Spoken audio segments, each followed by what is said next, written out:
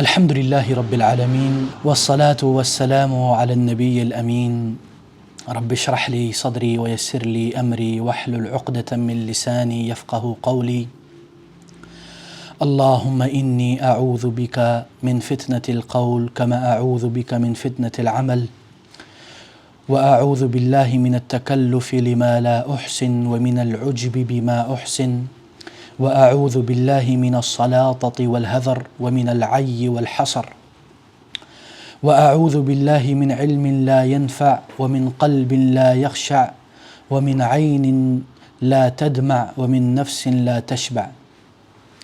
سب سے پہلے میں آپ سب کو خوش آمدید کہتا ہوں اور اہلاً و سہلاً و مرحبا کہتا ہوں۔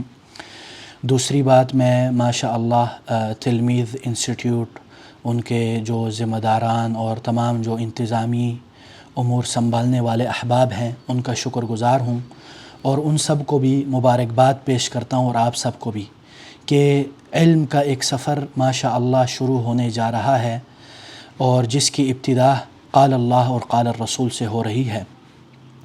دوسری بات یہ ہے کہ ماشاء اللہ آپ لوگوں کے لیے میں دو بشارتیں دینا چاہتا ہوں۔ سب سے پہلی بشارت، کما قال الرسول صلی اللہ علیہ وسلم من یرد اللہ بہ خیرا یفقہہ فی الدین، جس سے اللہ تعالیٰ خیر کا ارادہ رکھتا ہے اللہ تعالیٰ اس کو دین کی طرف لے آتا ہے۔ تو یہ بہت بڑی بات ہے۔ اس سے ہمیں پتہ چلتا ہے کہ اللہ تعالیٰ نے ہم سب سے خیر کا ارادہ کیا ہے، اور اگر ہم سے وہ ذات باری تعالیٰ خیر کا ارادہ رکھتا ہے تو یہ بہت بڑی بات ہے، جس کی شاید ہمیں ابھی احساس یا اس کا ادراک نہ ہو۔ دوسری بات، جیسے کہ رسول اللہ صلی اللہ علیہ وسلم نے فرمایا کہ ما من قوم یجلسون فی بیت من بیوت اللہ ویتذاکرون فیما بینہم الا نزلت علیہم الرحمہ الا نزلت علیہم السکینہ وغشیتہم الرحمہ، یعنی جو بھی بندے کسی بھی گھر میں، اللہ کے گھروں میں سے کسی گھر میں، وہ اللہ کا ذکر کرتے ہیں، اللہ کو یاد کرتے ہیں، تو اللہ کی رحمتیں، سکینتیں نازل ہو جاتی ہیں۔ اور اسی طرح تیسری بشارت یہ ہے کہ جو طالب علم ہے یا صاحب علم ہے، اس کے لیے پرند چرند فرشتے سب اس کے لیے دعائے مغفرت کرتے ہیں۔ تو یہ بہت بڑی بات ہے۔ آج کا جو ہمارا موضوع ہے انشاءاللہ وہ بہت اہم موضوع ہے۔ میں سمجھتا ہوں کہ ہر طالب علم یا غیر طالب علم کو اس چیز سے شروع کرنا چاہیے، اور میں یہ سمجھتا ہوں کہ ہمارے معاشرے میں جس چیز کی سب سے زیادہ کمی ہے وہ یہ چیز ہے، اور وہ ہے تعظیم العلم، علم کی تعظیم کرنا، اور اس کا کیا مقام ہے اور اس کی کیا اہمیت ہے اور کس طرح اس کو لے کے چلنا ہے، یہ جاننا بہت اہم ہے۔ کیونکہ افسوس سے کہنا پڑتا ہے کہ کبھی کبھی ہمارے معاشرے میں اس چیز کو نظر انداز کر دیا جاتا ہے، چاہے وہ ہمارا علمی سرکل ہو یا غیر علمی سرکل ہو۔ تو آج انشاءاللہ ہم مختصر انداز میں مختصر موضوعاتی مطالعہ شیخ، ہمارے پیارے شیخ حبیب شیخ صالح العثیمی حفظہ اللہ کی کتاب جو خلاصۃ تعظیم العلم ہے، جو تعظیم العلم جو کتاب ہے اس کی خلاصہ ہے، اور یہ کتاب الحمدللہ اللہ نے مجھ فقیر کو یہ شرف عطا کیا کہ میں نے ڈائریکٹ شیخ سے اس کی اصل جو ہے تعظیم العلم وہ الحمدللہ 2 بار پڑھی ہے، اور اس کے علاوہ اس کتاب کو کم از کم 6 بار میں پڑھا چکا ہوں، اور جتنی بار پڑھاتا ہوں اتنا میں اس سے مستفید ہوتا ہوں، اور اپنے آپ کو اس سے میں یاد دلاتا ہوں کہ میری زندگی کا مقصد کیا ہے۔ تو میں آپ لوگوں کو بھی یہی نصیحت یا وصیت کروں گا کہ اس کتاب کو بار بار پڑھیں، بلکہ یاد رکھیں، بلکہ اس کو بار بار پڑھنے پڑھانے سے آپ کو بھی جو آپ بھول چکے ہیں راستہ، اس کی یاد دہانی ہو جاتی ہے۔ تو سب سے پہلی بات جو شیخ نے کہی ہے، جس کے اوپر ہمیں غور و فکر کرنا چاہیے، وہ یہ ہے کہ جس کی وہ پہلی باب، یعنی تعظیم العلم کا کیا مطلب ہے، یعنی علم کے وہ چیزیں، علم کے کیسے تعظیم کریں، اور علم کی تعظیم کے لیے ہمیں اس کی جو قواعد ہیں، اس کے جو اصول ہیں، اس علم کی تعظیم کرنے کے جو وجوہات اور اسباب ہیں، اس کو اپنانے چاہیے۔ اور سب سے پہلی جو چیز ہے، جیسے شیخ نے فرمایا، تطہیر وعاء العلم، علم کا جو پیالہ ہے اس کی پاکیزگی، اور علم کا پیالہ کیا ہے؟ علم کا پیالہ ہے، علم کا پیالہ ہے قلب، دل کی طہارت، دل کی پاکی جتنی ہوگی اتنا اس میں علم بیٹھے گا، اور جتنی اس کے اندر یعنی گندگی ہوگی اتنا علم اس سے بھاگے گا۔ اور طہارت العلم یا طہارت القلب کی دو بنیادی چیزیں ہیں کہ طہارتہ من نجاست الشبہات و من نجاست الشہوات، دو چیزیں، ایک ہے ڈیزائرز، ایک ہے ڈاؤٹس، شہوات اور شبہات، دونوں ڈبل ڈی ڈبل شین سے بنتے ہیں۔ شہوات اور شبہات سے اپنے دل کو پاک کرنا۔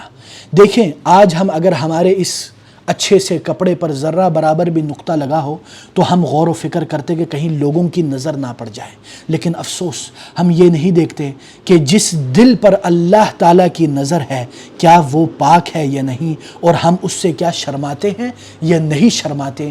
یہ بہت اہم سوال ہے۔ جیسے کہ رسول اللہ صلی اللہ علیہ وسلم نے فرمایا، صحیح مسلم کی روایت ہے، ان اللہ لا ينظر الى صورکم واموالکم، اللہ تعالیٰ بے شک تمہارے جو شکلی ظاہری تصویر ہے اس کو نہیں دیکھتا، نہ تمہارے پیسوں کو، نہ تمہارے بینک بیلنس کو دیکھتا ہے، ولیکن ينظر الى قلوبکم واعمالکم، لیکن اللہ تعالیٰ تمہارے دلوں کو اور تمہارے اعمال کو دیکھتا ہے۔ تو ہمیں چاہیے جس جگہ پہ نظر کرم نزل الہی پڑنے والی ہے اس کو زیادہ پاک کریں، بنسبت اس کے کہ ہم لوگوں کی نظروں کے خیال میں زیادہ وہ ہو جائیں اور اللہ تعالیٰ کی اس طرح نہ تعظیم کر سکے جس طرح ہمیں کرنا چاہیے۔ اور جس دل میں پاکی نہیں ہوگی اس دل سے علم اڑ جائے گا، اور جو اس دل میں سے پاک ہونے کی کوشش نہیں کرے گا جو علم ہے وہ بھی ضائع ہو جائے گا۔ جیسے کہ ایک بڑے امام سہل ابن عبداللہ رحمہ اللہ فرماتے ہیں، حرام علی قلب ان يدخلہ النور وفیہ شیء مما یکرہہ اللہ، اس دل پر حرام ہے کہ نور کا ذرہ برابر بھی اس میں داخل ہو جس دل میں کوئی ایسی چیز ہو جو اللہ کو ناپسند ہے۔ کتنی بڑی بات ہے، اس پہ کبھی آپ غور و فکر کریں۔ اور دوسری چیز جو شیخ نے فرمائی ہے المعقد الثانی، وہ ہے اخلاص النیت فی، اللہ تعالیٰ کے لیے اخلاص۔ اسی لیے شیخ فرماتے ہیں ان اخلاص الاعمال اساس قبولها وسلم وصولها، یعنی اخلاص اعمال کی قبولیت کی بنیاد ہے اور اس کو اللہ تک پہنچانے کا ذریعہ ہے۔ جیسے کہ اللہ تعالیٰ نے فرمایا وَمَا أُمِرُوا إِلَّا لِيَعْبُدُوا اللَّهَ مُخْلِصِينَ لَهُ الدِّينَ حُنَفَاءَ، اور رسول اللہ صلی اللہ علیہ وسلم نے فرمایا جیسے کہ صحیحین میں ہے الْأَعْمَالُ بِالنِّيَّةِ وَلِكُلِّ امْرِئٍ مَّا نَوَىٰ، اللہ اکبر، ہر عمل کا دار و مدار نیت پر ہے، اللہ اکبر۔ اور شیخ فرماتے ہیں انما ینال المرء العلم علی قدر اخلاصہ، بندہ علم اتنا ہی حاصل کر سکتا ہے جتنا اس کا اخلاص ہے، اور اخلاص کے لیے ہمیں اپنے آپ کو بار بار یاد دلانا، اور ریاکاری، شہرت کی بھوک، دکھاوے، اور آج کل کے اس پرفتن سوشل میڈیا کے زمانے اور سیلفیز، لائک، سبسکرائبرز اور ویوز کے زمانے میں اخلاص کو قائم دائم رکھنا سب سے مشکل چیز ہے۔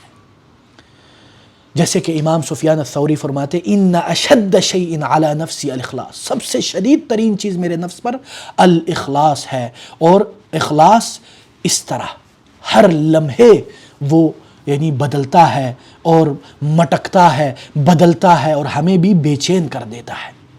اسی لیے بعض سلف کہا کرتے تھے جاہدت نفسی 30 سنہ، 30 سال تک میں اپنے مجاہدے میں لگا رہا کہ یہ اخلاص میرے قابو آ جائے، لیکن بہت مشکل ہے۔ یہ قلب یقلب تقلیباً کی طرح ہے۔ اسی لیے ایک بڑے اللہ والے سلیل الاولیاء سید ابو بکر غزنوی رحمہ اللہ، بڑے اللہ والے، بڑے مخلص، نحسبہ کذالک واللہ حسیبہ، فوت ہو چکے ہیں، غزنوی خاندان کے چشم و چراغ، ان کو پڑھیے سید ابو بکر غزنوی کے خطبات اور مقالات، اس میں کہتے ہیں اے بیٹا تیرے دل میں ہمیشہ یہ ہونا چاہیے الہی انت مقصودی ورضاک مطلوبی، یا اللہ تو ہی مقصود ہے، تیری رضا مطلوب ہے، نہ یہ لائکس چاہیے، نہ شیئر چاہیے، نہ سبسکرائبر چاہیے، نہ دنیا والے مجھے جانے، بس صرف تو جان لے میرے لیے کافی ہے۔ یا اللہ میں نے دنیا کو تھوڑی دکھانے کے لیے میں علم حاصل کر رہا ہوں، اور اخلاص 4 اصول پر قائم ہے، جیسے کہ شیخ فرماتے ہیں سب سے پہلی چیز رفع الجہل عن نفسہ، آپ اپنے نفس سے جہالت اٹھانے کی، جہالت کو دور کرنے کی نیت کریں۔ دوسری چیز رفع الجہل عن الخلق، لوگوں سے، مخلوقات سے، انسانوں میں سے جو جہالت ہے اس کو ہٹانا، جہالت کی تاریکیوں کو، اور اس میں نور خدا اور علم خداوندی داخل کرنا۔ تیسری چیز احیاء العلم، علم کو زندگانی بخشنا اور اس کو ضائع ہونے سے بچانا۔ اور چوتھی چیز العمل بالعلم، اس علم کے اوپر عمل کرنا۔ یہ ساری نیتیں، اور اس کے بعد بھی بہت ساری نیتیں ہیں۔ اسی کے ساتھ ساتھ سلف رحمہم اللہ یعنی اخلاص کے ضائع ہو جانے سے، اخلاص کے نہ ہونے سے بڑا ڈرتے تھے۔ اس لیے نہیں کہ ان کے پاس اخلاص نہیں تھا، بلکہ اخلاص کے ضائع ہو جانے کا مطلب یہ ہے کہ ان کے پاس اخلاص ہے، اس کو ضائع ہونے سے بچنے تھے۔ اور کئی بار کئی سلف نے ایسے بھی کہا ہے کہ طلبنا العلم لغیر اللہ فابى العلم الا ان يكون للہ، یعنی ہم نے خالصتاً اللہ کے لیے نہیں بلکہ کسی اور وجوہات کی بنا پہ علم حاصل کیا تھا، لیکن فَأَبَى الْعِلْمَ إِلَّا أَن يَكُونَ لِلَّهِ، علم اس بات پر نہیں مانا بلکہ وہ بھی آخر میں مخلص ہو کے چلا گیا۔ بلکہ یہ یاد رکھیں جو اخلاص کا دعویٰ کرے اس کے اخلاص میں شک ہے۔ اخلاص کا دعویٰ نہیں کیا جا سکتا۔ ہم آج کل اپنے اخلاص کو شو آف کرتے ہیں، اخلاص میں بھی ریاکاری کرتے ہیں۔ اسی لیے بعض سلف کہا کرتے تھے اللہم انی اسألک الاخلاص فی الاخلاص وَأَعُوذُ بِاللَّهِ مِنَ الرِّيَاءِ فِي الْإِخْلَاصِ، اللہ اکبر۔ اسی لیے شیخ فرماتے ہیں من ضیع الاخلاص فاتہ علم کثیر وخیر وفیر، اللہ اکبر۔ اس لیے ہمارے لیے ضروری ہے کہ ہم بار بار اپنی نیت کی تجدید کریں۔ یعنی سلیمان الہاشمی رحمہ اللہ فرماتے ہیں ربما احدث بحدیث واحد ولی نیہ فاذا اتیت علی بعضه تغیرت نیتی فاذا الحدیث الواحد یحتاج الی نیات، یعنی جب میں کوئی حدیث، کوئی بات شروع کرتا ہوں تو میری کچھ اور نیت ہوتی ہے، لیکن جیسے ہی بات آگے بڑھتی ہے میری نیت چینج ہو جاتی ہے۔ تو اسی طرح ایک بات میں مجھے کئی بار نیت کرنا پڑتا ہے۔ تو اس لیے ہمیں چاہیے کہ ہم روزانہ نیت، ہر لمحے تجدید نیت کریں۔ یہی سلف کا طریقہ ہے، یہی طلب علم کا اور اپنے آپ کو سیدھے راہ پہ رکھنے کی ایک کوشش اور کاوش ہے۔ اور تیسری چیز جو طالب علم کو، ہم اس میں تقریباً 20 نکات بیان کریں گے، کوشش کریں گے کہ جلد از جلد ہو جائیں۔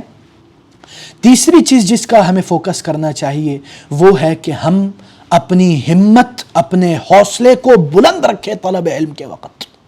یہ نہیں کہ حوصلہ پست ہو، ہر وقت سستی ہو، ہر وقت کاہلی ہو، ہر وقت منہ پہ 12 بجے ہو اور ہر وقت ایک آہو زاری ہو، شکوہ ہو، نہیں، بلکہ علم کے حصول کے وقت خوشی کا احساس کریں، بلکہ علم کے حصول کے وقت جو اذیتیں آئیں اس کو گلے لگائیں اور اس کو لذت اور نعمت میں بدلیں۔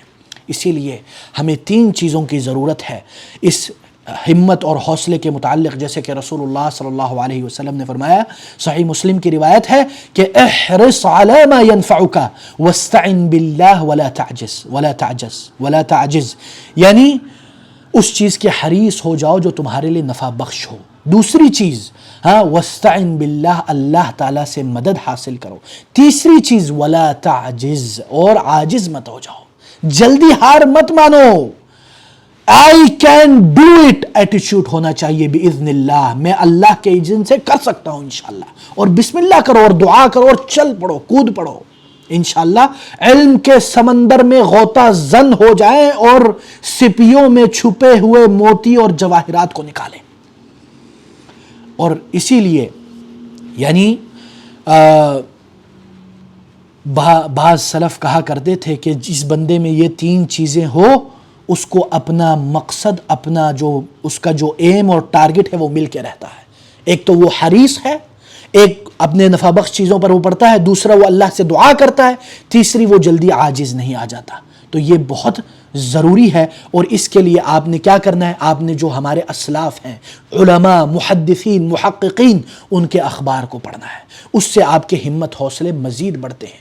اسی طرح آپ نے جو بڑے بڑے کبار علماء ہیں، انہوں نے کیسے ایک مجلس میں کتنی زیادہ کتابیں پڑھی اور کس طرح سے وہ علم حاصل کرتے تھے، اس سے آپ کا حوصلہ اور ہمت بہت بلا ہوتا ہے۔ اور اسی طرح جو چوتھی چیز ہے وہ ہے کہ آپ نے اس ہمت، اس حوصلے کو کس طرح فوکس کرنا ہے۔ چوتھی چیز وہ ہے علم القرآن والسنہ۔ آپ نے قرآن اور سنت کی طرف رجوع کرنا ہے، قرآن اور سنت کا علم حاصل کرنا ہے۔ اور کیونکہ قرآن اور سنت کہاں سے آیا ہے؟ اللہ تعالیٰ کی طرف سے۔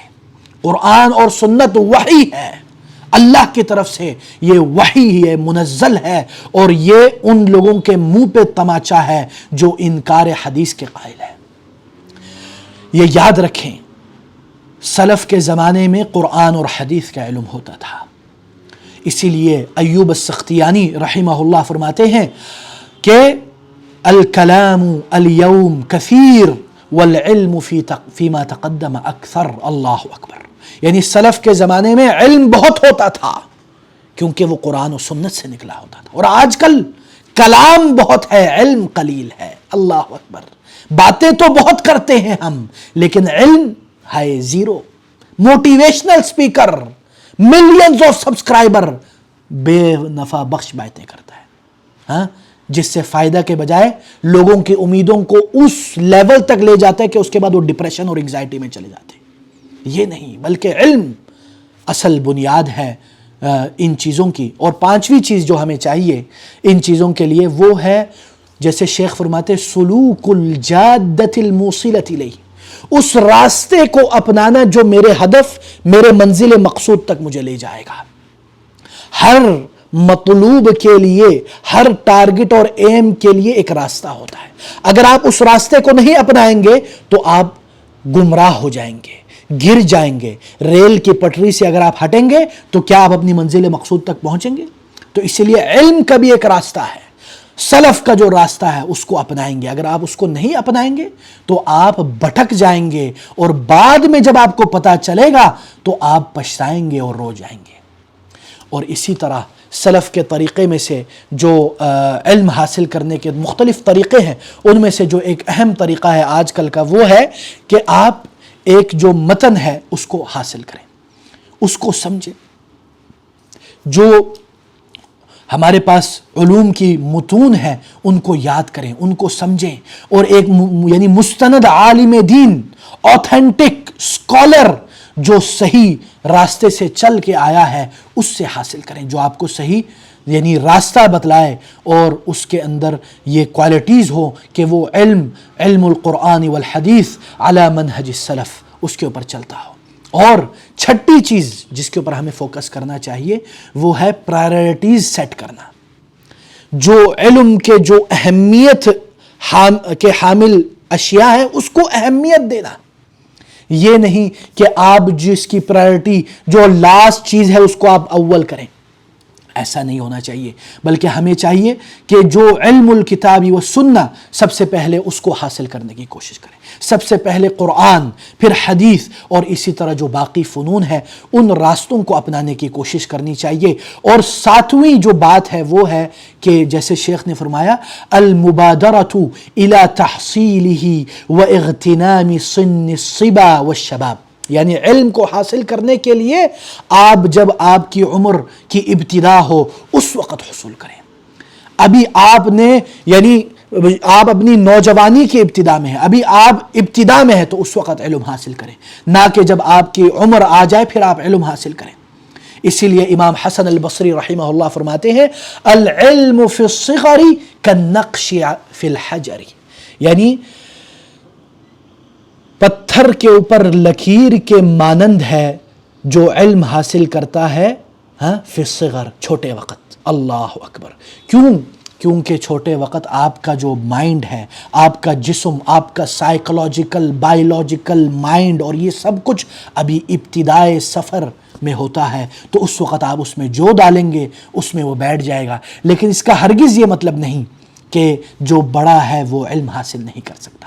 جو عمر میں بڑا ہے وہ علم حاصل نہیں کر سکتا، بلکہ اصحاب رسول اللہ صلی اللہ علیہ وسلم تعلموا کبارا، جیسے شیخ فرماتے ہیں کہ صحابہ کرام رضی اللہ عنہم نے اپنی عمر آنے کے بعد علم حاصل کیا۔ تو اس کو مطلب یہ نہیں کہ آپ کے حوصلے پست ہو جائیں، لیکن آج کل کے اس ماڈرن ایرا اور زندگانی معیشت کی صعوبتوں کو دیکھتے ہوئے مشکلات میں مزید اضافہ ہو جاتا ہے، اور علم حاصل کرنے کے لیے آپ کو اپنی مصروفیات کو ہٹانا پڑے گا، جو چیزیں آپ کو علم سے دور کر رہی ہیں اس سے دور ہٹنا پڑے گا، اور جو رکاوٹیں نکل رہی ہیں اس کو کم کرنا پڑے گا، ورنہ آپ کی اگر عمر آ چکی ہے تو پھر آپ کے لیے مزید مشکلات پیدا ہوں گی۔ اور آٹھویں چیز جس میں ہمیں فوکس کرنا چاہیے وہ ہے، جیسے شیخ فرماتے ہیں المعقد الثامن لزوم التأنی فی طلبہ وترک العجلہ، یعنی آپ علم کے حصول میں آپ میانہ روی اختیار کریں، جلد بازی مت کریں۔ اسی لیے اللہ تعالیٰ نے کیا فرمایا، اِنَّ سَنُلْقِي عَلَيْكَ قَوْلًا ثَقِيلًا، اللہ اکبر، یہ قرآن کا وصف ہے جس کے بارے میں اللہ تعالیٰ نے ایک اور جگہ فرمایا وَلَقَدْ يَسَّرْنَا الْقُرْآنَ لِلذِّكْرِ، یہ یاد دہانی کے لیے قرآن آسان ہے لیکن اس کا وزن بہت ہی بھاری ہے۔ تو اس لیے یہ علم کوئی ہلکی چیز نہیں ہے کہ اس کو آپ ایک ہی گھونٹ میں پی لیں۔ اسی لیے آپ کو چاہیے کہ آپ آہستہ آہستہ علم حاصل کریں، اور یہ یاد رکھیں من تعجل قبل اوانہ حرم، یعنی جو علم کو حاصل کرنے میں جلد بازی کرتا ہے وہ علم سے محروم ہو جاتا ہے۔ ایک پھل ابھی پکا نہیں، ابھی اس کے ثمر نہیں نکلے، آپ نے بیج بویا ہے اور آپ چاہتے ہو کل اس کا پھل مل جائے، یہ نہیں ہو سکتا۔ اس لیے جلد بازی سے گریز کیجئے اور سستی کاہلی سے بھی گریز کیجئے، ان دونوں میں اعتدال اور انصاف کے ساتھ چلنا یہ علم کی علامت ہے۔ دوسری چیز یہ یاد رکھیں، جب آپ ابتدائی سفر میں چل رہے ہیں تو بڑوں کا کھانا مت کھائیے۔ ابھی آپ کا لیول ہے کہ آپ مبتدی طالب علم ہے، آپ جا کے بڑی بڑی سمندروں میں ڈبکیاں ماریں جدھر آپ کو نہانا بھی نہیں آتا اور آپ کے قدم بھی نہیں جمے ہوئے، یا ایسے کھانے کھائیں جو بڑوں کے لیے، ہم بچوں کے لیے نہیں ہے، ہمارے لیے مضر اور نقصان ہو جائے گا۔ جیسے کہ سلف میں سے کسی نے کہا، یا عالم میں سے اور کسی عالم نے کہا، طعام الکبار سم للصغار، جو بڑوں کا کھانا ہوتا ہے وہ بچوں کے لیے زہریلا ہوتا ہے۔ تو یہ یاد رکھیں، ہمیں اپنے اوقات اور اپنے مقام کا پتہ ہونا چاہیے۔ میں یہ نہیں کہتا کہ آپ بڑی کتابیں نہ پڑھیں، لیکن اس لیول تک پہنچنے کے لیے آپ کے پاس کچھ بنیاد ہونی چاہیے۔ نویں چیز یعنی نائنتھ وہ کیا ہے؟ وہ ہے الصبر فی العلم تحملا و اداء، علم کے حصول کے وقت اور علم کے عطا کے وقت دونوں میں صبر حاصل کرنا چاہیے، کیونکہ بڑی چیزوں کو، ثقیل چیزوں کا حصول صبر کے علاوہ نہیں ہو سکتا۔ تو ہمیشہ صبر کے دامن کو مت چھوڑیے، اپنے پلو سے باندھ لیجئے صبر کو، کوئی بھی ہو جائے آپ صبر کریں۔ آپ کو تھوڑا بریک لگ جائے علم کے حصول میں، ایک دو دن بریک لگ گئی، پھر واپس آئیں، کوشش موت تک یہ علم کی سفر چلتی رہنی چاہیے۔ کئی علماء، جیسے کہ کتاب ہے ماذا قال العلماء عند موتهم، علماء جب اس دنیا سے جا رہے تھے انہوں نے وقت کیا کہہ رہے تھے؟ اکثر میں یہ ہے کہ یا تو وہ طلب علم کر رہے تھے یا علم سکھلا رہے تھے۔ اللہ اکبر۔ تو اس لیے ہمیں چاہیے کہ ہم علم کے حصول کے وقت اپنے اندر صبر کا مادہ پیدا کریں۔ جو صبر نہیں کر سکتا وہ علم حاصل نہیں کر سکتا۔ اسی لیے یحییٰ ابن کثیر رحمہ اللہ نے جیسے فرمایا، یہ صحیح مسلم میں ایک خاص مناسبت سے ذکر ہو چکی ہے جس کا میں نہیں کرنا چاہتا ذکر کیونکہ تفصیل طلب ہے۔ وہ کیا کہتے ہیں؟ یحییٰ ابن کثیر کہتے ہیں لا یستطاع العلم براحت الجسم، علم کو آرام سے، پرتعیش زندگی سے، آرام و آسائش سے بیٹھ کے حاصل نہیں کیا جا سکتا۔ آج کل تو ہم اتنے لیزی، اتنے کسل مندی کے شکار ہو چکے ہیں، اتنی سستی کاہلی کی انتہا پہ پہنچ چکے ہیں کہ اللہ تعالیٰ نے یہ آپ لوگوں کو یہ انٹرنیٹ کی نعمت سے نوازا ہے، اس کے باوجود ہم گھر میں بیٹھ کے بھی علم حاصل کر سکتے، اس کے باوجود ہمارے اندر اتنی سستی ہے کہ ہم نہیں آتے، اس کے باوجود ہم ان یعنی اپورچونٹیز کو حاصل نہیں کرتے۔ کتنے خسارے کی بات ہے۔ اللہ تعالیٰ نے آج کل جتنا علم حاصل کر دیا ہے اتنے لوگ دور ہو گئے ہیں۔ اور جس زمانے میں علم مشکل ہوتا تھا اس وقت اللہ اکبر علماء جو پہاڑیوں کے مانند تھے وہ کیسے کیسے علم حاصل کرتے تھے، پوری دنیا کے 7 چکر لگاتے تھے علم کے حصول کے لیے، پاؤں سے خون نکل جاتے تھے علم کے حصول کے لیے، ہاں کھانا پینا روک دیتے تھے علم کے حصول کے لیے۔ آج ہم ہر چیز ہے ہمارے پاس، لیکن ہم سست ہو چکے ہیں، ہم اتنے غافل ہو چکے ہیں کہ ہمیں اپنے غفلت کا بھی اندازہ نہیں، ڈی سینسٹائزڈ ہو چکے ہیں، ہمارے احساسات سن ہو چکے ہیں۔ 10ویں چیز وہ ہے ملازمت آداب العلم، علم کے جو آداب ہیں وہ آپ نے ضرور اس کو تھامنا ہے، اور ادب المرء عنوان سعادته وفلاحه وقلت ادبه عنوان شقاوته، طالب علم کا با ادب ہونا یہ اس کے سعادت مندی کی علامت ہے، اور طالب علم کا بے ادب ہونا یہ اس کی شقاوت، اس کی ہلاکت، اس کی بدقسمتی و بدبختی کی علامت ہے۔ اسی لیے سید ابو بکر غزنوی رحمہ اللہ اپنی کتاب با ادب با نصیب ضرور پڑھی ہے، اس میں کہتے ہیں اے موحد ہونے کے ساتھ با ادب ہونے کی دعا کرو، ٹھیک ہے نا، یعنی توحید کے ساتھ با ادب ہونا اس کی دعا کیا کرو۔ تو یہ ہمارے لیے بہت ضروری ہے کہ ہم اس ادب کا خیال رکھیں، اسی لیے بعض سلف کہا کرتے تھے بالادب تفہم العلم، ادب کے ذریعے علم کا آپ فہم حاصل کرو گے۔ اور اسی لیے ابن سیرین رحمہ اللہ فرماتے ہیں کانوا یتعلمون الہدی کما یتعلمون العلم، یعنی اور اسی طرح ابن مبارک کیا کہتے ہیں نحن الی قلیل من الادب احوج منا الی کثیر من العلم، ہم قلیل ادب کے زیادہ محتاج ہیں بنسبت کثیر علم کے۔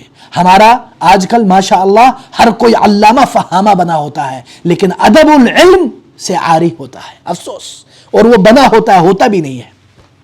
جاہل مرکب لا يعرف انہ جاہل۔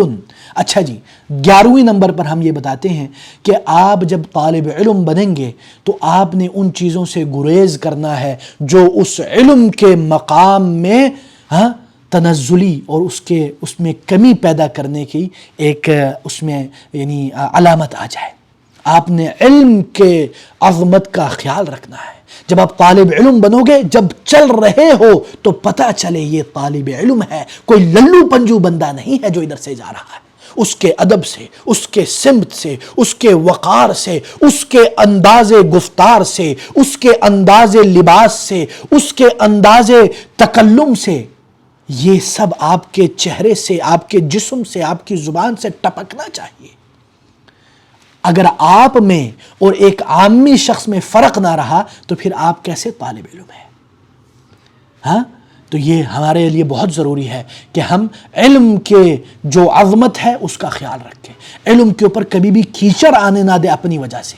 اسی طرح جو 12ویں چیز ہے وہ ہے انتخاب الصحبت الصالحہ، یعنی آپ کی کمپنی، آپ کے دوست، آپ کے احباب اچھے ہونے چاہیے۔ ہم کہیں بھی جاتے ہیں، اگر ہم نے کپڑا لینا ہے بڑا چن کے کپڑا لیتے ہیں، کتنے آرگومنٹ کرتے ہیں، بحث و مباحثہ کرتے ہیں، لڑائی جھگڑا کرتے ہیں، کوئی گاڑی لینی ہے، کوئی چشمہ لینا ہے، لیپ ٹاپ لینا ہے، موبائل لینا ہے، کیا کیا نہیں کرتے، لیکن صحبت کے لیے، دوست چننے کے لیے ذرہ برابر بھی نہیں دیکھتے۔ ہر کسی کی صحبت میں جاتے ہیں، ہر دوست کا آپ کے اوپر اثر ہوتا ہے، یہ یاد رکھیں، ہر دوست کا آپ کے اوپر اثر ہوتا ہے، ٹھیک ہے نا۔ اور یہ یاد رکھیں کہ آپ کے جو ارد گرد والے وہ بھی یہ غور کریں گے، کہیں گے کہ یار تم بدل گئے، سیف اللہ کچھ دن پہلے تم کچھ اور تھے، بدل گئے، کیا ہوا؟ آپ غور کرو گے تو آپ کو پتہ چلے گا آپ نے اپنی زندگی میں ایک نیا دوست پالا ہے جس کے برے اثرات آپ کے اوپر آ چکے ہیں۔ اسی لیے رسول اللہ صلی اللہ علیہ وسلم کیا فرماتے ہیں، جیسے ابو داؤد اور ترمذی کی روایت ہے کہ الرجل علی دین خلیلہ فلینظر احدکم من یخالل، جو بندہ ہے وہ اپنے جو خلیل، جو جگری دوست ہے، اس کے دین پر ہوتا ہے، اس کے سمت، اس کے اثرات، یا تو وہ متاثر ہوتا ہے یا وہ مؤثر ہوتا ہے، یا وہ انفلوئنسر ہوتا ہے یا وہ انفلوئنسڈ ہوتا ہے۔ تو یہ یاد رکھیں کہ بلکہ امام راغب الاصفہانی کہتے ہیں کہ اپنے دوست کو صرف دیکھنے سے بھی اس کے اوپر اثر ہوتا ہے۔ اللہ اکبر۔ اسی لیے آپ لوگوں کے لیے ضروری ہے کہ آپ دوست کو چن کے رکھیں، یہ نہ ہو کہ وہ آپ کو چن دے، ٹھیک ہے نا. اور اسی طرح جو 13th نمبر جو چیز ہے وہ کیا ہے؟ وہ ہے بذل الجہد فی تحفظ العلم والمذاکرۃ بہ والسؤال عنہ، یعنی علم کے حصول میں آپ کیا کریں؟ آپ اس کے حفاظت کریں، اس کا حفظ کریں. اور ہم جیسے کہ شیخ ابن عثیمین رحمہ اللہ فرماتے ہیں حفظنا قلیلا وقرأنا کثیرا فانتفعنا بما حفظنا اکثر من انتفاعنا بما قرأنا. اللہ اکبر. حفظ کریں. ہم حفظ سے بھاگتے ہیں. لوگ بولتے ہیں حفظ کر کے کیا کرنا ہے؟ ایک اور کاپی بن گئی. حفظ کا فائدہ نہیں ہے. انڈرسٹینڈنگ ہونا چاہیے، تفسیر ہونا چاہیے، تدبر ہونا چاہیے، تفکر ہونا چاہیے. بھائی جان جب حفظ نہیں ہوگا تو تدبر، تفکر، تفاہم کیسے کرو گے؟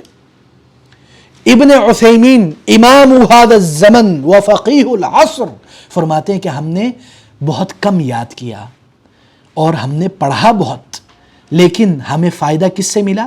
فانتفعنا بما حفظنا، ہمیں فائدہ اسی سے ملا جو ہم نے حفظ کیا تھا بنسبت اس کے جو ہم نے بہت زیادہ پڑھا تھا.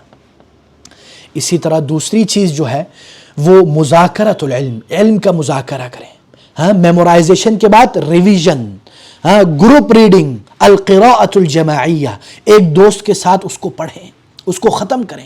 ٹھیک ہے نا. اس لیے ہمیں چاہیے کہ ہم علم کا مراجعہ، مذاکرہ، حفظ، اور اسی طرح جو تیسری چیز ہے سؤال. بالسؤال عن العلم تفتتح خزائنہ، علم کے بارے میں سوال کرو گے تو اس کے خزانے آپ کے لیے کھل جائیں گے. سوال، علم میں سوال کرنے سے مت شرمائیے. لا ینال العلم مستحن او مستکبر. جو متکبر ہے یا شرم آنے والا بندہ ہے، شائنس فیل کرتا ہے، ہی کین ناٹ لرن، وہ علم حاصل نہیں کر سکتا. اس لیے ضروری ہے کہ آپ یاد کریں، مذاکرہ کریں، اور آپ اس کے بارے میں جب آپ کو کوئی استاد، بلکہ واللہ مجھے بڑی خوشی ہوتی ہے جب طلبۃ العلم مجھ سے درس کے دوران یا آخر میں سوال کرتے ہیں، بلکہ میں ان کو شاباشی بھی دیتا ہوں، کیونکہ یہ بڑی اچھی بات ہے. اس کا مطلب ہے وہ بلائنڈ فالوور نہیں ہے، وہ اپنا دماغ چلاتا ہے، وہ پوچھتا ہے، وہ جاننا چاہتا ہے، اس کے اندر ایک تڑپ ہے، لپک ہے، جپک ہے، ایک ذوق ہے، ایک شوق ہے. تو اس لیے آپ اس سپارک کو جلائی رکھیے. چوتھی اور جو 14 چیز ہے، 14 نمبر، وہ کیا ہے؟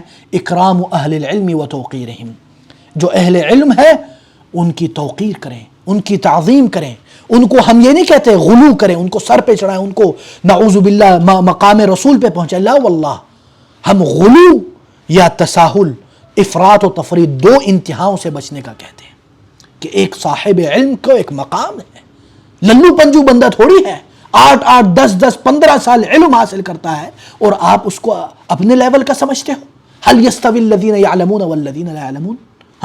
جو علم حاصل کرتا ہے اور علم حاصل نہیں کرتا ان کا برابر ہوتا ہے. اس لیے نہیں کہ ہم چاہتے کہ یار جو علم والے وہ جو چاہے کرتے جائیں، نہیں، لیکن یہ ایک مقام ہے. اسی لیے امام المحدثین شعبہ بن الحجاج رحمہ اللہ کیا فرماتے ہیں؟ کل من سمعت منہ حدیثا فانا له عبد. اگر میں نے کسی سے کوئی ایک حدیث بھی سن لی ہے تو میں اس کا غلام بن جاتا ہوں. اللہ اکبر. اس لیے ہمیں چاہیے کہ ہم علم جس سے حاصل کریں ان کی تکریم کریں. اس بلکہ رسول اللہ صلی اللہ علیہ وسلم نے کیا فرمایا؟ لیس من امتی من لم یجل کبیرنا. یہ مسند کی روایت ہے کہ ہم میں سے وہ نہیں جو اپنے بڑوں کی تعظیم نہیں کرتا. اللہ اکبر. اور وَيَرْحَمْ صَغِيرَنَا، اور جو چھوٹوں کے اوپر رحم نہیں کرتا. اور تیسری چیز وَيَعْرِفْ لِعَالِمِنَا حَقَّهُ، اور جو ہمارا عالم ہے اس کے حق کو وہ جانتا ہو. اللہ اکبر. تو اللہ تعالی ہمیں علماء کے سامنے عاجزی انکساری اختیار کرنے کی توفیق دے. اور شیخ نے مختصر انداز میں بتایا کہ اگر آپ کو کسی عالم کے بارے میں کوئی بات پتہ چلے جو آپ کو لگے کہ وہ غلط ہے، اس کے بارے میں ہمیں 6 چیزیں کرنی چاہیے. سب سے پہلی چیز کہ ہمیں اس چیز کا تثبت کرنا چاہیے کیا وہ واقعی انہوں نے کہا ہے. دوسری چیز، کیا واقعی یہ چیز جس کو میں غلطی سمجھ رہا ہوں وہ شریعت کی نگاہ میں غلط ہے یا میری نگاہ میں غلط ہے. تیسری چیز، جس چیز میں ان سے غلطی ہوئی ہے اس میں ہم نے ان کی اتباع نہیں کرنی. چوتھی چیز، ہم نے ان کے لیے کوئی عذر نکالنا ہے، بعذر سائغ بتأویل سائغ، اگر اس میں گنجائش ہے. پانچویں چیز، ان کے لیے نصیحت کریں، لطافت، نزاکت، پیار، نرمی سے اور سیکریٹلی ان کو نصیحت کریں. اور چھٹی چیز حفظ جنابہ، ان کا جو ایک مقام ہے معاشرے میں اس کی حفاظت کریں، نہ کہ لوگوں کے دلوں میں ان کی نفرت اجاگر کریں. تو یہ 6 چیزیں جس کے بارے میں عالم دین شیخ صالح العثیمین نے جس کی طرف تنبیہ کی ہے. اور 15ویں چیز جس کی طرف ہمیں تنبیہ کرنی چاہیے وہ ہے رد مشکلہ الی اہلہ، یعنی جو طالب علم اہل علم کی تعظیم کرتا ہے اس کے لیے ضروری ہے کہ وہ کیا کرے، وہ جب بھی کوئی مسئلہ آئے، جب بھی کوئی ایسی چیز مشکل چیز آئے جس کے لیے اس کا ذہن کام نہیں کر رہا، تو وہ کیا کرے، وہ اس میں اہل علم کی طرف جائے. اللہ اکبر، بسم اللہ.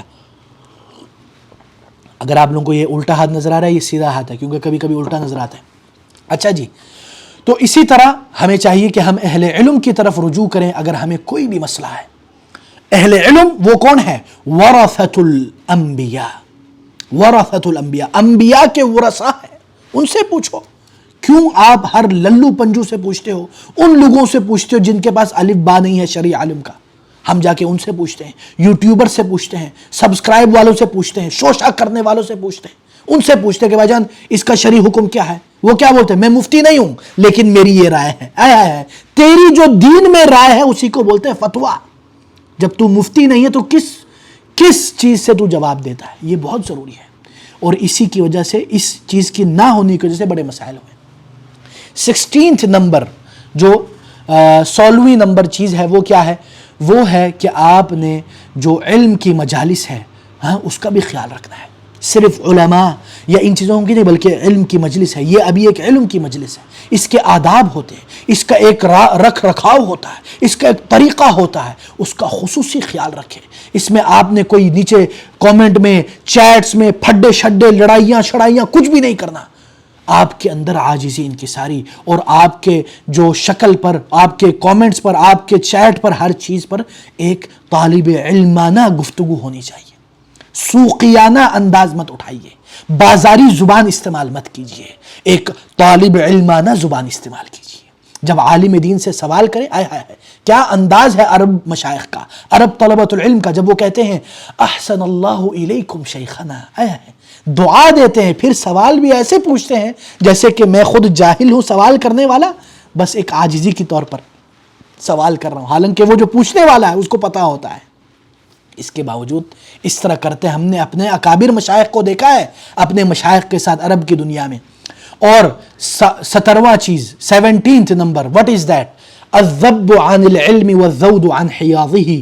علم کا دفاع کرنا، کتاب و سنت کا دفاع کرنا، اور اسی طرح کیونکہ علم کی ایک حرمت ہے، علم کی نصرت کرنا. اور اس کے مختلف مظاہر آپ دیکھتے ہیں. الرد علی المخالف، جو مخالف ہے اس کے اوپر رد کرنا. شریعت کی ہمارے اسلاف ببنگ دہل دلائل کی بنیاد پر پٹخ دے کے رکھ دیتے تھے، لیکن با ادب، با نصیب اور بڑے ایسے انداز کے دلائل اتنے پاورفل ہوتے تھے کہ ان کی بنیاد ہل جاتی تھی. جیسے ابن تیمیہ کی کتاب ہے قلب الطاولۃ علیہم، turn the table on them. جس دلیل سے وہ ہم پر استدلال کر رہے ہیں اسی دلیل کو ان کے اوپر پلٹ کے رکھ دیں. ایسا ہونا چاہیے الرد علی المخالف. اور اسی طرح اسلاف میں اگر آپ دیکھیں حجر المبتدع، مبتدع کی حجر کرنا، اس کے اپنے اصول و ضوابط اور تفصیلات ہیں جس کا یہ مقام ذکر نہیں ہے. اور اسی طرح یعنی متعلم یا طالب علم کو بحث مباحثے سے روک دینا، اگر اس کے اندر سوء ادب آ جائے اس کو روکنا، بلکہ کبھی کبھی اس کو مجلس علم سے نکال دینا اگر وہ حد سے تجاوز کر دے. یہ باقاعدہ علماء نے کیا ہے اور دکھایا ہے. بلکہ کبھی کبھی جب شیخ ابن باز رحمہ اللہ، شیخ ابن باز یہ بہت بڑے عالم دین اس زمانے کے، الحمدللہ جب میں 9 سال کا تھا مجھے اللہ تعالیٰ نے یہ شرف بخشا کہ شیخ بن باز سے میں ملا ہوں. میرے والد مکرم ان کے ساتھ ماشاءاللہ کئی عرصہ کام کرتے رہے. وہ اللہ اکبر، اگر کوئی ایسا سوال ہوتا جو غیر مناسب ہے، غیر مؤدبانہ ہے، اس سے تجاوز کرتے، اس کو نظر انداز کرتے. اور اسی طرح 18 چیز 18ویں نمبر پہ کیا ہے؟ وہ ہے کہ جب آپ عالم دین سے سوال کریں تو بڑے بڑے ادب کے انداز میں، جیسے میں نے آپ کو بتایا، اور اس میں شرارت نہ ہو. ہمارے کچھ بچے ہیں آج کل آ کے شرارتی سوال کرتے ہیں، پھڈے والے سوال کرتے ہیں، جان بوجھ کے لڑائی کروانے کے لیے. تو اس لیے 4 اصول یہ لکھ لیں آپ، یاد کر لیں، اور وہ کتاب انشاءاللہ ضرور پڑھیے گا۔ 4 اصول شیخ نے سوال کیا۔ سب سے پہلے وائی، لماذا، کیوں یہ سوال کر رہے ہو؟ کیا تم علم کے لیے سوال کر رہے ہو یا اپنی واہواہی دکھانے کے لیے کہ میں بھی بڑا عالم ہوں؟ ہاں؟ دوسری چیز، what you are asking، ماذا تسأل، تم کیا پوچھ رہے ہو؟ یہ سوال نہ کرو جو تمہارے لیے نفع بخش نہ ہو یا تمہارے لیے مزید مسائل پیدا کرے۔ تیسری چیز، وہ سوال جو عما لم یقع، جو ابھی ہوا ہی نہیں ہے، جس کے بارے میں نہ کسی کو پتا ہے، اور اگر اس کے بارے میں تم کرو گے تو تم مخصوص اشخاص کو ٹارگٹ کرے۔ تیسری چیز کیا ہے؟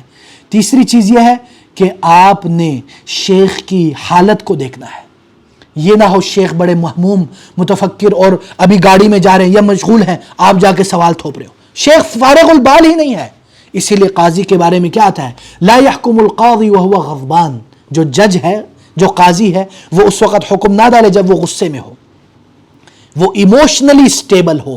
تو so when you are asking the عالم، ان کے سائیکولوجیکل، ان کے حالات کو دیکھ کے سوال کریں۔ اور چوتھی چیز، جو سوال کر رہا ہے اس کو یہ دیکھنا چاہیے کہ وہ سوال کس انداز میں کر رہا ہے، کس ٹون میں کر رہا ہے، کس والیوم میں کر رہا ہے۔ یہ سارا اہم چیز ہے جس کو ہم نظر انداز کر دیتے۔ یہ ذوق کی بات ہے، یہ جمالیات اور آرٹ کی بات ہے جو بہت کم لوگوں کو نصیب ہوتی ہے۔ اور 19th چیز کیا ہے؟ وہ ہے علم سے محبت کرنا، علم کے لیے اپنے آپ کو مٹا دینا، علم کے لیے اپنے آپ کو غرق کر دینا۔ اللہ اکبر۔ لا يعطيك العلم بعضه حتى تعطيه كلك، علم آپ کو اپنا ذرہ، اپنا بعض اس وقت تک نہیں دیتا جب تک تم اپنے آپ کو پورے کا پورا علم کے حوالے نہیں کر دیتے۔ علم شریک نہیں چاہتا، علم چاہتا ہے صرف میرے اوپر فوکس رہے، ادھر ادھر نہیں بٹکنا۔ اللہ اکبر۔ اسی لیے آپ نے علم کو اپنا محبت بنا لینا ہے۔ اسی لیے امام ابن القیم رحمہ اللہ فرماتے ہیں 3 چیزیں اگر آپ کرو گے تو علم کی لذت پاؤ گے۔ علم کی لذت، شروع میں آپ کو علم ہو سکتا ہے تھوڑا بورنگ لگے، علم میں مزہ نہ آئے، لیکن صبر، وبالصبر تنال الامامہ، صبر کریں، علم کی لذتیں، آبشاریں جب آپ کے اوپر ظاہر ہو جائیں گی، آپ چیخ اٹھیں گے، آپ مزے میں شراربور ہو جائیں گے، اور آپ چاہیں گے کہ ہر کوئی اس علم کو چکھ لے، لیکن ہر کسی کی بس کی بات نہیں ہے۔ ابن قیم کہتے ہیں 3 چیزوں کے ذریعے آپ علم کی لذت حاصل کر سکتے ہیں۔ سب سے پہلی چیز، آپ کوشش کریں، ہمت مردہ مدد خدا۔ دوسری چیز، صدق و طلب، آپ کی جو طلب ہے اس میں درد ہو، پین ہو، اس میں ایک اڑان ہو، ایک سپارک ہو۔ آپ کو علم میں آپ غرق ہو چکے ہو۔ تیسری چیز وہ ہے اخلاص، النیہ۔ تو یہ 3 چیزوں سے انشاءاللہ اللہ تعالیٰ آپ کو علم کی لذتیں عطا کرے گا۔ اور علم کی لذتیں مال کی لذتیں، شہوات کی لذتیں، دنیا کی لذتوں سے بھی اوپر ہے، بلکہ جو ملوک الارض ہیں، بادشاہ ہوتے ہیں، وہ علم کی لذت کے لیے شراربور ہو جاتے ہیں، افسوس کرتے۔ اسی لیے ابو جعفر المنصور خلیفہ، جو عباسی، مشہور عباسی خلیفہ ہے، جن کے یعنی شرق و غرب میں ان کی خلافت کی زمینیں تھیں، ان سے جب پوچھا گیا کہ کیا دنیا کی لذتوں میں سے کوئی ایسا ہے جو آپ نے نہیں چکھا ہو؟ انہوں نے کہا ہاں، ایک چیز باقی ہے۔ وہ کیا ہے جناب؟ کہ میں اس علم کے جو کرسی ہے بڑا فخم شخم، اس کے اوپر بیٹھا ہوں، اور حولی اصحاب الحدیث، اور میرے گرد اہل اصحاب الحدیث ہو اور حدیث کے طلبہ ہو، اور وہ کہیں من ذکرت رحمک اللہ، وہ کہے جی فرمائیے آپ نے کن کا ذکر کیا؟ یعنی وہ کہہ رہے کہ سند بیان کی جائے، حدثنا فلان حدثنا فلان۔ اللہ اکبر۔ تو جب دل علم کی لذتوں سے شراربور اور معمر ہو جاتا ہے تو خدا کی قسم وہ ہر لذتوں سے اوجل ہو جاتا ہے، وہ گم ہو جاتا ہے، اور اس کو اس کے علاوہ کسی چیز۔ اس لیے آپ دیکھتے ہو بڑے بڑے علماء اپنے مکتبے میں 18 گھنٹے رہتے ہیں اور بولتے ہیں خدا کی قسم یہ میری جنت ہے. آئے اللہ ہمیں یہ لذتیں عطا کر دے, سب کہیں آمین. اچھا جی, آخری چیز نمبر 20, اور اسی پہ ہم اکتفا کرتے ہیں, وہ ہے وقت کی قدر کیجئے, وقت سے سیکھیے اس سے پہلے کہ وقت آپ کو سکھا دے. اللہ اکبر, اللہ اکبر. اسی لیے ابو الوفا ابن عقیل جس نے کتاب لکھی ہے کتاب الفنون 800 جلدوں میں, کین یو امیجن, آپ اس کا تصور کر سکتے ہیں؟ وہ کیا کہتے ہیں؟ وہ کہتے ہیں انی لا یحل لی ان اضیع ساعتا من عمری, میرے لیے جائز نہیں کہ میں اپنی زندگانی کے ایک لمحے کو بھی ضائع کروں. اللہ اکبر. بلکہ ایسے بھی تھے جن کو کھانے پینے کے وقت علم ان سے سیکھا جاتا, ان کو سکھایا جاتا. بلکہ ایسے بھی تھے جو دار الخلا میں ان کے اوپر پڑھا جاتا تھا. وہ خلا میں ہے, باہر سے کوئی پڑھ رہا ہے, وہ سن رہے ہیں. بلکہ میں اپنے ایک شیخ ہے مکہ میں دار الحدیث الخیریہ, شیخ عمر جمعہ, اگر آپ میں سے کوئی پوچھنا چاہتا ہے, انہوں نے پوری الفیہ 1000 جو شعر ہے وہ بیت الخلا میں یاد کیے. اب بتاؤ, اس میں قال اللہ قال رسول نہیں ہے, بلکہ وہ باہر سے آواز آتی, اندر سے سنتے تھے. تو یہ یعنی اسی لیے کیا کہتے ہیں شاعر, الوقت انفس ما عنیت بحفظه واراہ اسهل ما علیک یضیع, جو وقت ہے وہ سب سے زیادہ اہمیت اور قابل عنایت چیز ہے جس کی آپ حفاظت کریں. لیکن میں یہ دیکھتا ہوں کہ یہ جو وقت ہے وہ سب سے آسان چیز ہے آپ کے لیے ضائع کرنا. آج کل ہم ٹائم کو اتنا ضائع کرتے ہیں کہ ٹائم کا بھی احساس اور شعور نہیں ہوتا. سوشل میڈیا, یہ فیس بک, واٹس ایپ, ٹیلی گرام, انسٹاگرام اور علم غلم شلم غلم سب کچھ بیڑا غرق ہوا ہے ہم لوگوں کا. طلبۃ العلم, اصحاب علم اور جو عوام الناس, سب کا بیڑا غرق کیا ہوا ہے اس سوشل میڈیا. میرا خود بیڑا غرق کیا ہوا ہے. ہمیں ہوش کے ناخن لینے چاہیے. اگر آپ اپنے اسکرین ٹائمر کو دیکھ لیں موبائل میں, پتہ چل جائے گا, دودھ کا دودھ پانی کا پانی ہو جائے گا کہ ہم ایک دن میں کتنے گھنٹے اس موبائل پہ ضائع کرتے ہیں. خدا کی قسم ایک ایک لمحے کا پوچھا جائے گا قیامت کے دن. یہ یاد رکھیں, یہ میں اپنے لیے نصیحت کر رہا ہوں. اولا ثم لکم ثانیا, میں خود بھی کسی زمانے میں اور آج کل بھی یہ موبائل کا جو نشہ ہے یہ سب سے بدترین نشہ ہے. بلکہ بعض کہتے ہیں یہ ہیروئن اور چرس اور آئس سے بھی زیادہ بدترین ہے. یہ ایسا نشہ ہے, ایڈکشن ہے یہ. اس سے آپ دور رہنے کی کوشش کریں. میں مبتدئ طلبۃ العلم کو یہی نصیحت کروں گا کہ اپنا ایک ایک لمحہ ضائع کرنے سے بچیے, ورنہ خدا کی قسم ایک وقت آئے گا آپ ایک ایک لمحے کے لیے ترسیں گے, لیکن آپ کو ٹائم نہیں ملے گا ترسنے کے لیے. واللہ العظیم, خدا کی قسم, یہ اگر آپ نے ٹائم ضائع کیا آپ اس کو ٹیسٹ کریں گے, لیکن اس وقت ندامت کا ٹائم گزر چکا ہوگا. تو اللہ تعالی ہمیں ان ساری باتوں پر غور و فکر کرنے کی توفیق دے. یہ باتیں بہت تفصیل طلب ہے, بہت ہی اہم چیز ہے, لیکن میں نے مختصر انداز میں آپ کے سامنے بیان کیا. لیکن یہ یاد رکھیں یہ صرف باتیں نہیں ہیں, ادھر سے سن کے ادھر نہیں نکالنا. ہمارا سب سے بڑا مسئلہ یہ ہے کہ ہم سن کے سن ہو چکے ہیں. اور آخر میں صرف ایک نصیحت کرنا چاہتا ہوں. طلب علم کے وقت آپ کو ایک چیز اختیار کرنی چاہیے, وہ ہے فقیری. فقیری کیا ہے؟ فقیر بننا, محتاج بننا, یہ لب لباب ہے عبودیت کا. سبحان الذی اسری بعبدہ. فقیری عروج اور غنا کا مقام ہے. امام ابن القیم رحمہ اللہ کی کتاب پڑھیے, زاد المہاجر الی ربہ. یہ آخری نقطہ اور اسی پہ ختم کرتا ہوں, معذرت خواہ اگر لمبا ہو گیا, لیکن بہت اہم نقطہ ہے اور یہ بار بار تکرار کرتا ہوں اور کرتا رہوں گا کیونکہ یہ بہت اہم ہے.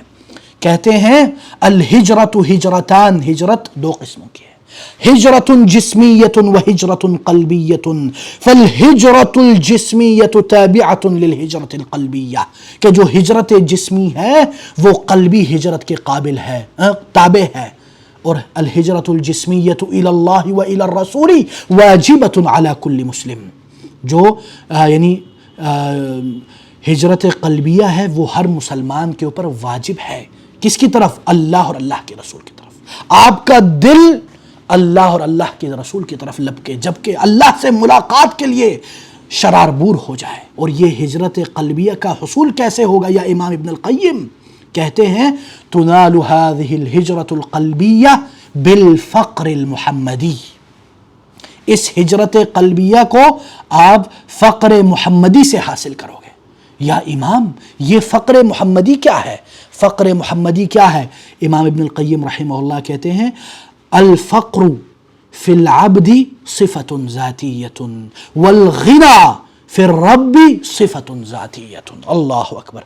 بندے کا ڈیفالٹ پوزیشن ہے کہ وہ فقیر ہے، وہ بکھاری ہے اللہ کے دربار کا. اور وہ کہتے کہ جیسے کہ ایک دعا میں آئی اللہم انی اعوذ بک منک الیک من و الی فیہما سر التوحید المحمدی. جیسے ابن القیم کہتے کہ من و الی میں سر التوحید المحمدی. یا اللہ میں تجھ سے، تیری غضب سے میں بھاگتا ہوں، پناہ مانگتا ہوں، اور تیری طرف ہی لپک کے جپک کے آتا ہوں. آیا آیا آیا. اور اسی طرح امام ابن القیم کہتے ہیں اس کی مثال ایک اور، جیسے کہ حضرت عمر بن خطاب رضی اللہ عنہ نے ایک دن دیکھا کہ رسول اللہ صلی اللہ علیہ وسلم حصیر پر سوئے ہوئے. حصیر کا ہمارا نارمل ترجمہ کیا کرتے ہیں؟ چٹائی. چٹائی نہیں، چٹائی سے بھی سخت. کبھی آپ لوگ کھجور کی ٹہنیوں پر سو کے دیکھیں، اس طرح سوتے تھے ہمارے رسول. ہمارے آج کل نخرے ختم نہیں ہوتے، 2-in-1 میڈیکیٹڈ بیڈ، میٹرس اور پتہ نہیں کیا کیا. ہمارے پیارے نبی کھجور کی ٹہنیوں پہ سوتے تھے. اور جب وہ جاگے تو ان کے ادھر اثرات تھے، تو حضرت عمر رونے لگ گئے. تو رسول اللہ صلی اللہ علیہ وسلم کہتے ہیں یا عمر ما یبکیک یا عمر، اے عمر تجھے کیا چیز رلا دیتی ہے؟ تو حضرت عمر نے کہا یا رسول اللہ ان ملوک کسری و فارس علی سورہم یتنعمون، کہ اللہ کے نبی یہ جو فرس پرشین امپائر اور یہ جو رومن امپائر کے جو بادشاہ یہ اپنے ململ اور گداز بستروں پر بیٹھے، اور آپ کہتے ہیں یا عمر لہم الدنیا ولنا الآخرہ، ان کے لیے دنیا ہمارے لیے آخرت ہے. یہ عاجزی انکساری فقر محمدی اسی کو کہتے ہیں کہ جب رسول اللہ صلی اللہ علیہ وسلم فتح مکہ کے موقع پر واپس آئے تو عاجزی انکساری کا یہ مقام تھا کہ وہ سواری پر ایسے جھکے ہوئے آ رہے تھے. اللہ اکبر.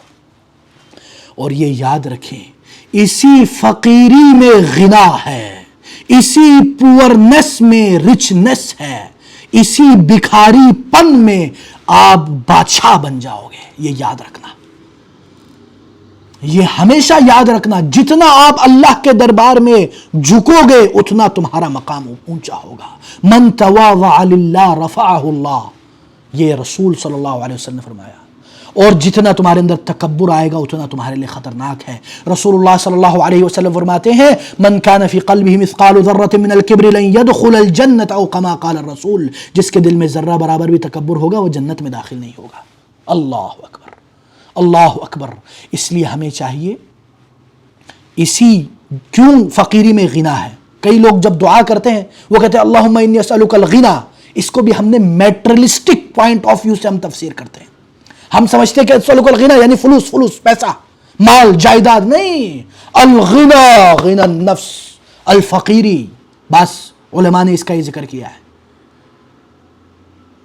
اس فقیری میں غنا کیسے ہے؟ جب آپ اللہ کے فقیر بن جاتے ہو، اللہ کے دربار کے محتاج، اللہ کے محتاج بن جاتے ہو، تو آپ لوگوں سے بے نیاز ہو جاتے ہو، کیونکہ آپ نے اس بے نیاز ذات کو تھام لیا ہے. اسی لیے کوئی دعا کرنے والے ایک عالم تھے، وہ یہ دعا بتلاتے تھے اللہم انی اسألک الہجرت القلبیہ بالفقر المحمدی لانال الغنى الحقیقی. یا اللہ میں ہجرت قلبیہ کا محتاج کرتا ہوں اور دعا کرتا ہوں فقر محمدی سے تاکہ میں حقیقی غنا حاصل کروں، ریل رچنس. یہ منی، پیسہ، نوکر چاکر، فارچونر، لینڈ کروزر، یہ خدا کی قسم اللہ کے سامنے ہیچ نیچ اس کا کوئی مقام نہیں ہے. یہ دنیا ہماری نظروں میں کچھ بھی نہیں ہونی چاہیے. ہم تو ابناء الآخرہ ہیں، ہم آخرت کے بچے ہیں، ہم جنت کے بچے ہیں، ہم دنیا میں رہنے کے لیے نہیں. یہ ہمیشہ ذہن میں رکھیں. یہ بہت اہم باتیں ہیں. اللہ تعالیٰ ہمیں ان باتوں پر غور و فکر کرنے کی توفیق دے اور عمل کی توفیق دے، کیونکہ ہمارا سب سے بڑا مسئلہ یہ ہے کہ ہم سن کے سن ہو چکے ہیں. کتنے لیکچرز، کتنے بیانات، کتنے ریلز، یعنی کنزیومرزم آف دعویٰ ہو چکا ہے. یعنی دعویٰ بھی کنزیومرزم بن چکا ہے. اس لیے ہمیں چاہیے کہ ہم اس کو عملی جامہ پہنائیں اور اللہ تعالی ہمیں ان باتوں پر غور و فکر کرنے کی توفیق دے اور اخلاص کی توفیق دے اور ریاکاری، شہرت کی بھوک، دکھاوے سے بچائے. اور ہرگز یہ مت سمجھیے گا کہ اگر میں یہ باتیں کہہ رہا ہوں تو میں بھی بڑا بندہ ہوں. میں کچھ بھی نہیں ہوں، میں بھکاری ہوں، میں فقیر ہوں، میں تو ہو سکتا ہے آپ سب سے کمتر آدمی ہوں. بارک اللہ فیکم. اللہ تعالی ہمارے ایمان کو اچھا جی آواز میں ڈسٹورشن ہے. اچھا جی یہ جو ہے نا ماشاءاللہ یہ سارا ریکارڈ ہو گیا ہے اور ادھر الحمدللہ ہمارے پروفیشنل ٹیم نے بھی کیمرے سے ریکارڈ کیا ہے. انشاءاللہ یہ یوٹیوب پہ آ جائے گا اور اس میں آواز انشاءاللہ وداؤٹ ڈی نوائز، ایڈیٹنگ میں ڈی نوائز اور ڈی ریب اور یہ سارا انشاءاللہ کریں گے. بارک اللہ فیکم.